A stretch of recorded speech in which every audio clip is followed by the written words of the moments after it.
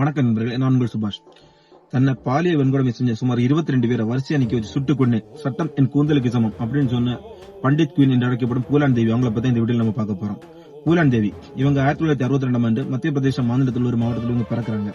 இவங்களுக்கு சின்ன வயசுல ஒரு 10 வயசா இருக்கும்போது இவங்களோட 20 வயசு பெரிய ஒருத்தர் கூட இவங்களுக்கு திருமணம் நடக்குது. திருமணம் முடிஞ்சதுக்கு அப்புறம் அவருடைய கணவர் இவங்களை உடல் ரீதியாகவும் மன ரீதியாகவும் ரொம்ப சித்திரவதை பண்றாங்க. இவங்க அதையும் அனுபவிச்சு கொஞ்ச நாள் அங்க இருக்கிறாங்க. அதுக்கப்புறம் அங்க தப்பிச்சு திரும்பவும் தாய் வீட்டுக்கு வராங்க.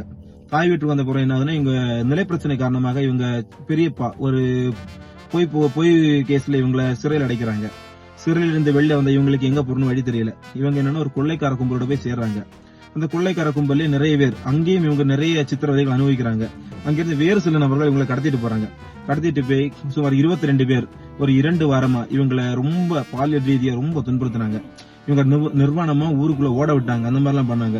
அங்கிருந்து தப்பிச்சு வெளில வந்த பூலான் தேவி தனக்குன்னு தனியா ஒரு கூட்டத்தை கூட்டி அந்த கூட்டத்தின் மூலமாக தன்னை பாலியல் வன்கொடுமை செஞ்ச 22 பேரையுமே வரிசையா நிக்க வச்சு அவங்களை சுட்டு கொண்டு சட்டம் என் கூந்தலுக்கு சமம் அப்படின்னு சொன்னாங்க. பூலான் தேவி செஞ்சது சரியா? பாலியல் வன்கொடுமைகள், கற்பழிப்புகள் நம்ம இந்தியாவில் இப்பவும் தொடர்ந்து நடந்துட்டு இருக்குது. அதுல ஈடுபடுறவங்களுக்கு என்ன வகையான தண்டனைகள் கொடுக்கலாம் அப்படிங்கறத இந்த வீடியோல கமெண்ட் பண்ணுங்க. நன்றி. ஜெய்ஹிந்த்.